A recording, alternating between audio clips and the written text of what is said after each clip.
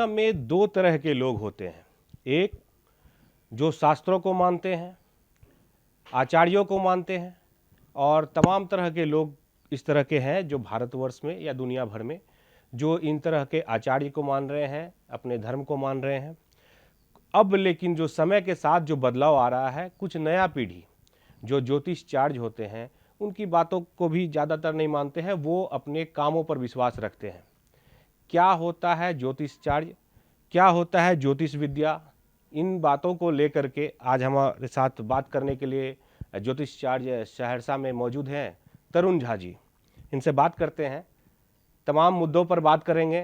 क्या सब मुद्दा है, उनसे बात करते हैं। नमस्कार सर। नमस्कार सहरसा नौ।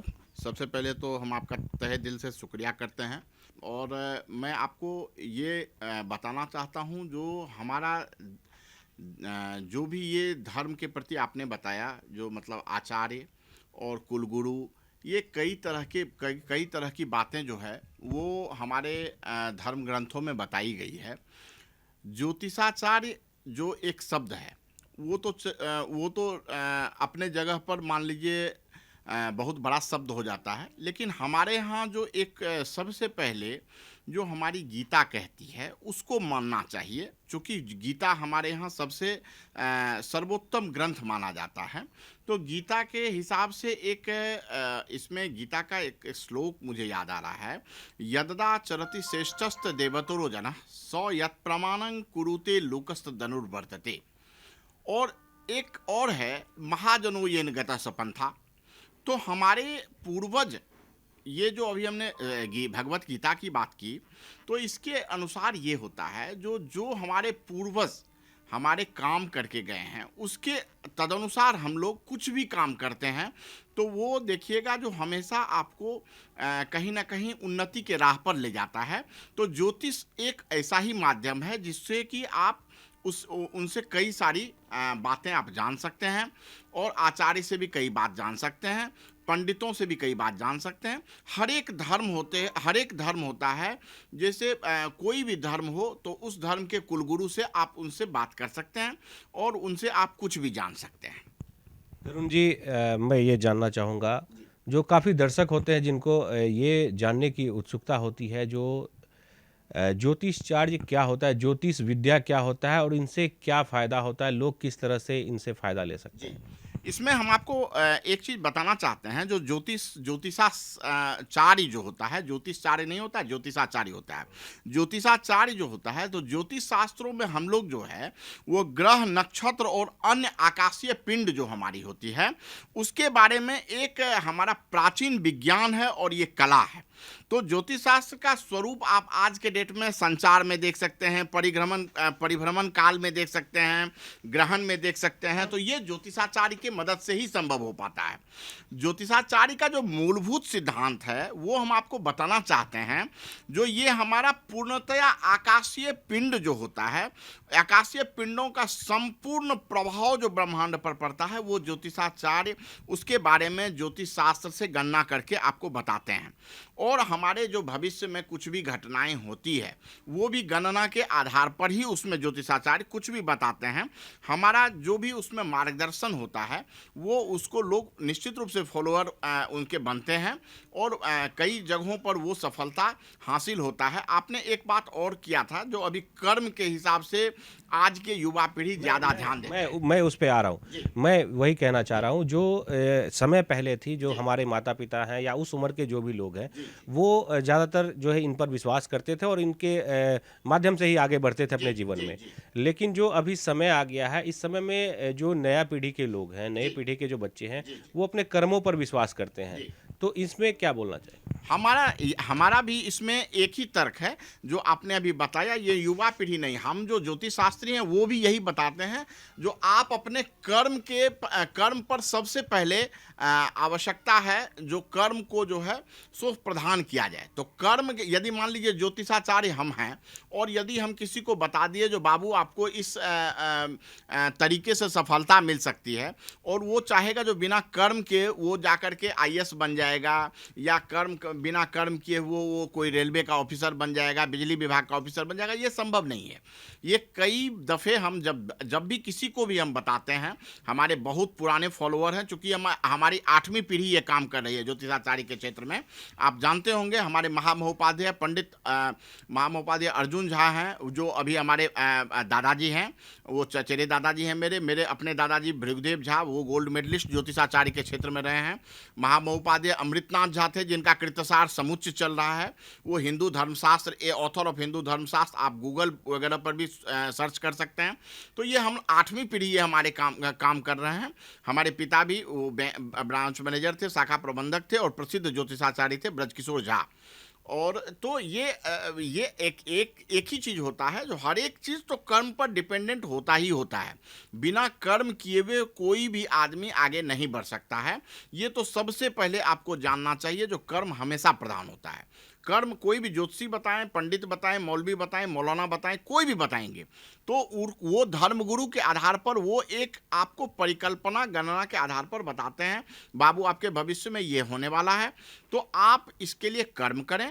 कर्म करने के तदनुसार रिजल्ट भी आता है। हम लोग 100 में 90 रिजल्ट को देखते हैं, हमेशा देखते ही रहते हैं। जो इस माध्यम से जो भी आप हमारे दर्शक हमारे जो देख पा रहे हैं, उसको हम बताना चाहते हैं, जो हमारी जो परंपराएं हैं वो कोई आज की परंपराएं नहीं है, वो बहुत ही प्राचीन परंपराएं हैं। इसमें रोकेंगे, पहले हम ये जानना चाहेंगे ना, दर्शक को बताना चाहेंगे जो ये विद्या है क्या, ज्योतिष का जो विद्या है क्या ये आखिर? बिल्कुल हम बता रहे हैं। ज्योतिष एक प्राचीन विज्ञान और कला है। ज्योतिष का जो हमारा जो भी हम ज्योतिष के बारे में बताते हैं, वो ग्रह नक्षत्र और अन्य आकाशीय तत्वों की स्थिति के बारे में हम बताते हैं। ये हमारा ज्योतिष है। और ज्योतिष एक ऐसा माध्यम है जो कि सिद्धांत और विधियों का समृद्ध श्रृंगार है। इसके अंतर्गत आप देखिएगा, ज्योतिष का उद्यापन जो संस्कृत में क्या है, वो ज्योति और प्रकाश के रूप में ज्योतिष का माने ये जो है उद्गम और उद्दीपन जो हम जिसको बोलते हैं, वो ज्योतिष का इस माध्यम से किया गया है। भद्रेश जी, ये हम आपको बताना चाहते हैं। तो इससे आम जीवन में जो लोग हैं उनके जीवन में क्या इफेक्ट आता है? मान लीजिए एक व्यक्ति जो ज्योतिर्विद्या पर जो है भरोसा करता है और उसके मुताबिक चलता है, और एक व्यक्ति जो कभी अपना जो है कुंडली नहीं बनाया, कभी ज्योतिष के पास नहीं गया, तो दोनों में डिफरेंस क्या हो जाता है? दोनों के जीवन में क्या डिफरेंस हो जाता है? देखिए, इसमें हम आपको बताना चाहते हैं स्पष्टता तरीके से, जो ज्योतिष जो भी होते हैं वो कहीं ना कहीं गुरु के रूप में माने जाते हैं।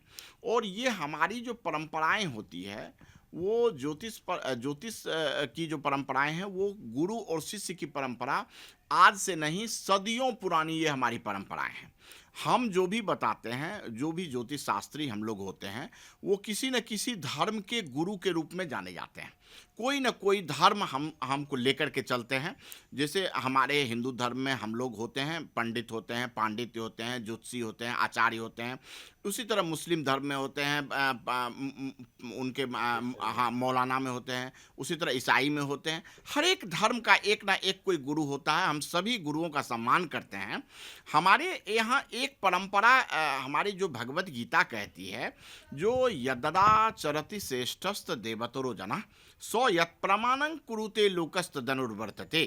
तो इसका मतलब ये होता है, जो हमारे श्रेष्ठ पुरुष, एक चीज और है, जो महाजनों येन गता संबंधा, जिस पुरुष को अपनी उन्नति चाहिए होती है, वो अपने पूर्वज का ध्यान करते हुए, वो अपने गुरुओं का ध्यान करते हुए यदि वो आगे बढ़ते हैं ना मधुरेश जी, तो उसको कई जगहों पर सफलता देखने के लिए मिलती है। इसीलिए हम ज्योतिष शास्त्रों की ज़रूरत उसको पड़ती है। आज नई पीढ़ी क्यों नहीं मानती है? नई पीढ़ी मानती है, 100% मानती है, क्योंकि हम इस प्रोफेशन में बहुत दिनों से हैं। हमारा प्रैक्टिस तो जो भी है, लेकिन हमारे पूर्वजों का प्रैक्टिस 8वीं पीढ़ी हम इस क्षेत्र में काम कर रहे हैं। और हमारे पिता श्री ब्रजकिशोर झा, स्वर्गीय ब्रजकिशोर झा, जो कि प्रसिद्ध ज्योतिषाचार्य थे और शाखा प्रबंधक भी थे उत्तर बिहार ग्रामीण बैंक में, काफ़ी प्रसिद्ध थे। हमारे दादाजी गोल्ड मेडलिस्ट रहे हैं ज्योतिषाचार्य के क्षेत्र में। हमारे चचेरे दादाजी अर्जुन महामहोपाध्याय अर्जुन झा का नाम इस इलाके में, कोसी इलाके में कौन नहीं जानता है। हर एक पंडित और पांडित्य कर्म करने वाले उनका हमेशा रिगार्ड्स करते हैं। तो ये एक ऐसी परंपराएं हैं जो कि जिसको कि मानना चाहिए। यदि कोई नहीं मानता है तो उसकी हर एक आदमी को तो खुश किया भी नहीं जा सकता है।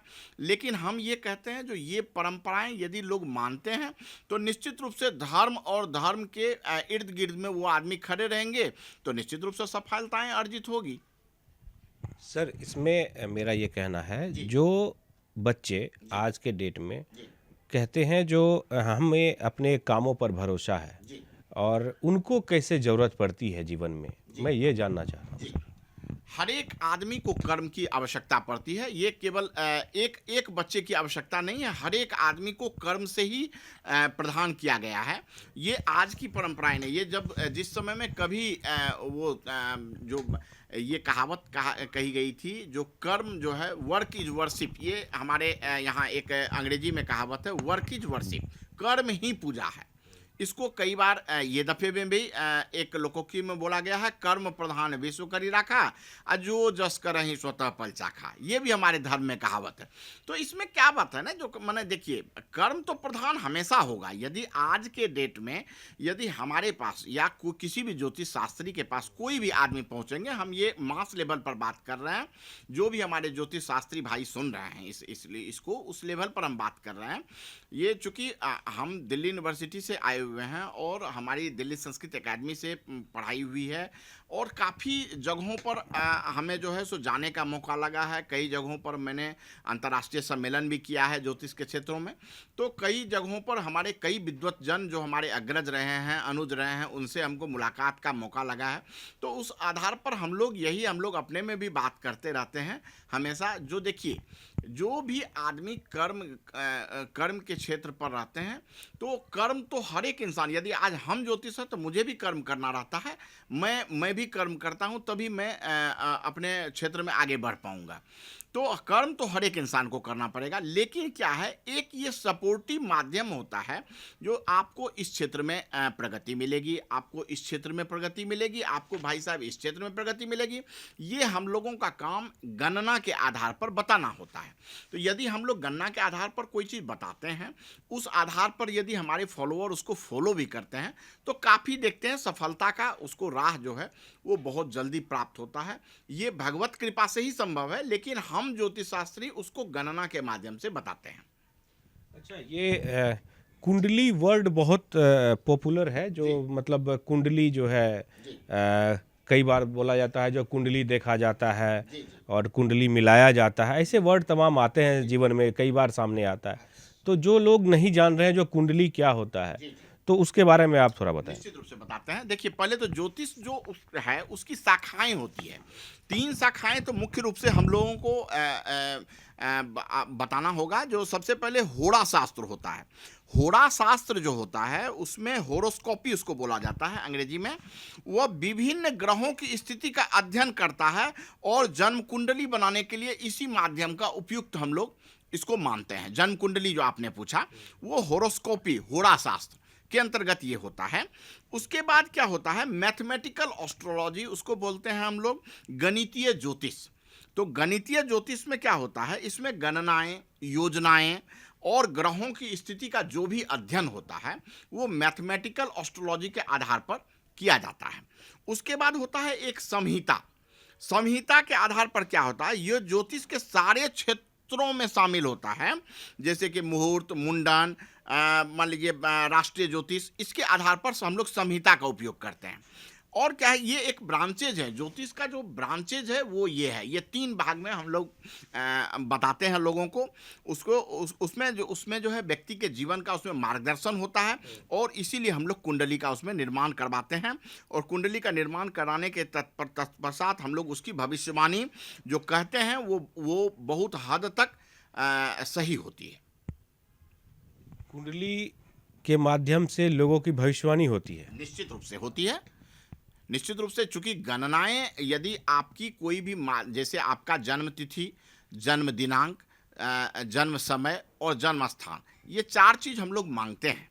तो 4 चीज के समय में, उस समय में हमारी जो गणनाएं होती है उसमें वो होरोस्कोपी के आधार पर हम लोग गणना जो करते हैं, उस आधार पर बहुत सारी बातें जो है वो सामने निकल के आती है, जो कि हम लोग कुंडली में उसका विवरण करते हैं। अगर किसी छोटे बच्चे का कुंडली बनाया जाए तो क्या मतलब उसको पहले भविष्य उसको उसके बारे में पता होता है, क्या करना है, कैसे पता? निश्चित रूप से पता होता है, क्योंकि हमारी गणनाएं इतनी शुद्ध होती है। देखिए, कोई भी एक आपको जानकारी दे देते हैं, कोई भी ज्योतिषी गलत हो सकता है, कोई भी ज्योतिष बताने वाला गलत हो सकता है, ज्योतिष हमारा गलत नहीं हो सकता है। इसकी 100% गारंटी है।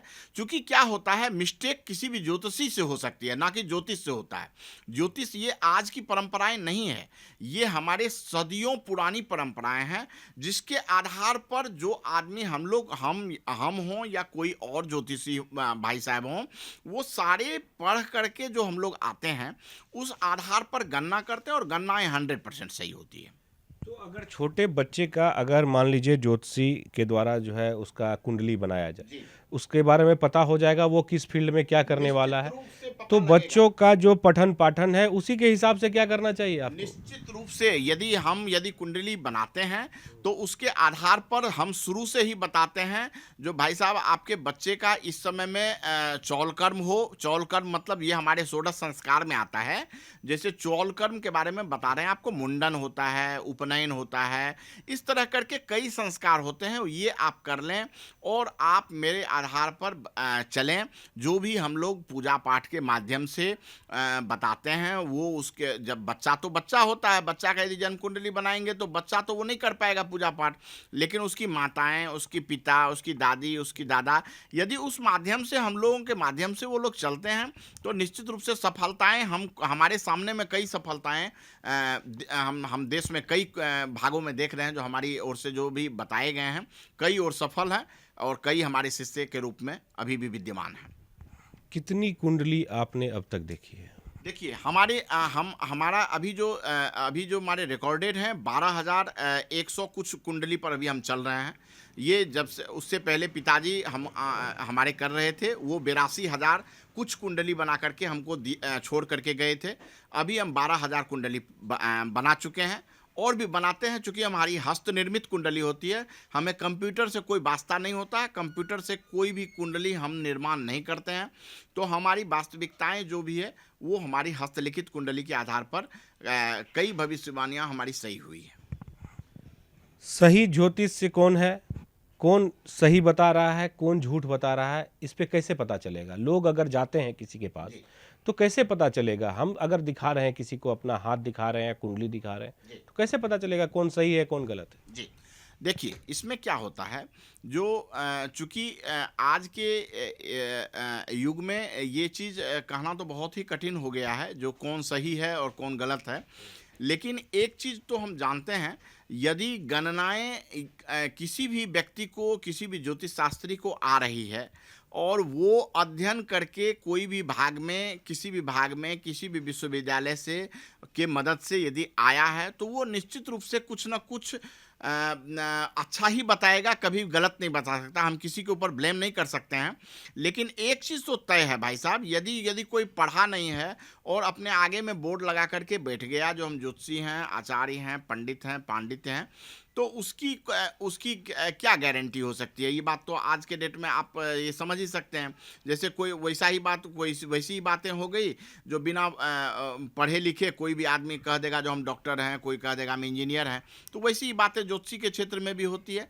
पढ़ लिख करके यदि कोई आएगा तो वो निश्चित रूप से सही बताएगा। कोई किसी का दुश्मन तो है नहीं जो किसी को गलत बताएगा। बस यही बात होती है। जीवन में लगातार कई बार मांगलिक वर्ड सुनने को आता है।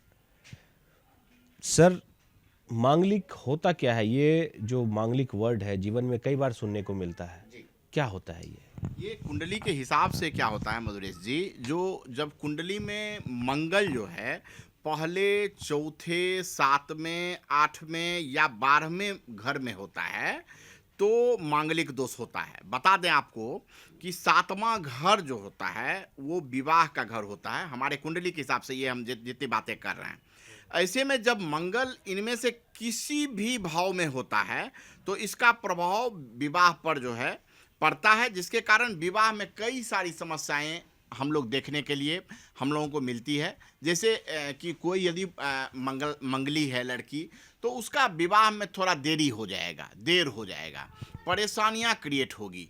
कई बार ऐसा भी देखा गया है, यदि बहुत ही प्रबल भाव का मंगल है तो उसका जो है सो संबंध विच्छेद हो जाता है, या कई दफ़े हमने वर्स्ट केस में ऐसा भी देखा है जो कहीं उसकी मृत्यु दोनों में से एक की हो जाती है। ये भी हमने कई दफ़े देखा है।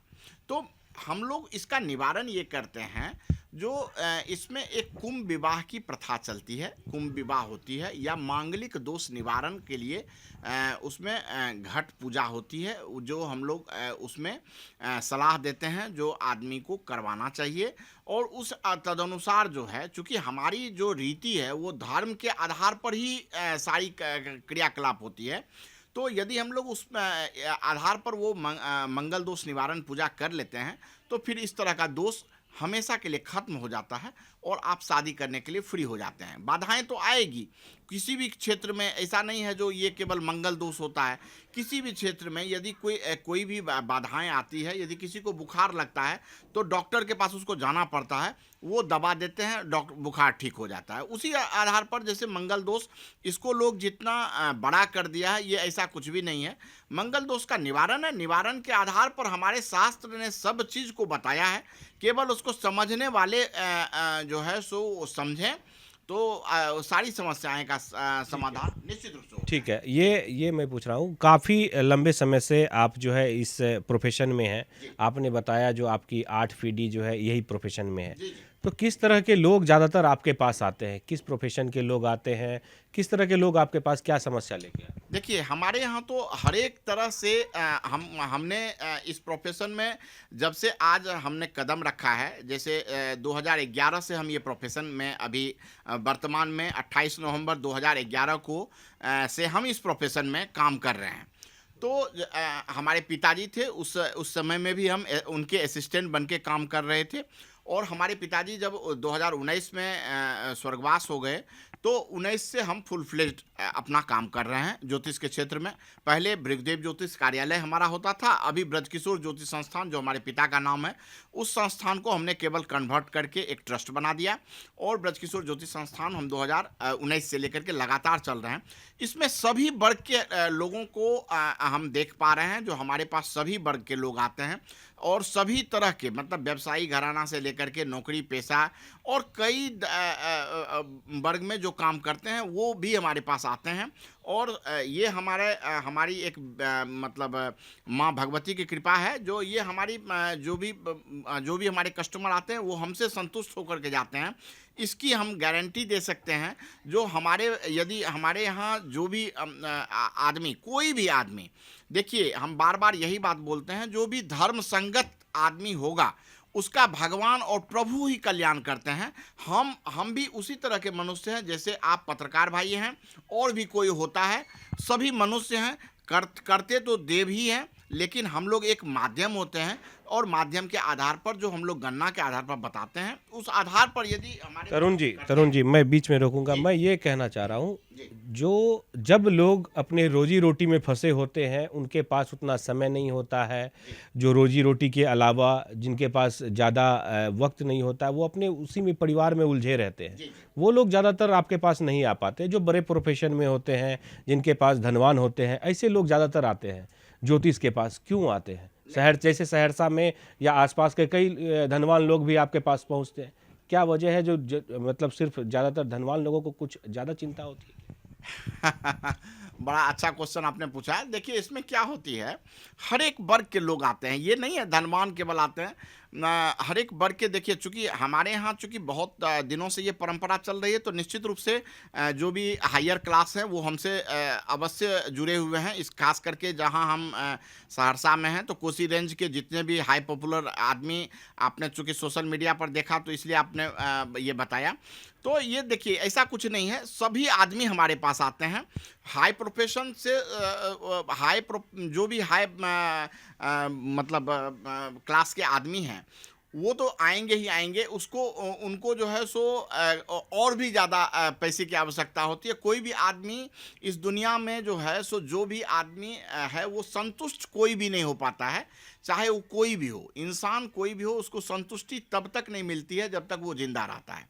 तो हर एक इंसान अपने आगे बढ़ना चाहता है, तो वो निश्चित रूप से जो धनवान है वो खास करके वो चाहता है जो और ज़्यादा हम थोड़ा तरक्की करें, तो ज्योतिषीय सलाह लेकर के हम ये पूजा पाठ करवा दें, ये करवा लें, तो वो दान करवा दें, तो थोड़ा सा जो है सो वो लोग ज़्यादा कनेक्टिविटी में रहते हैं।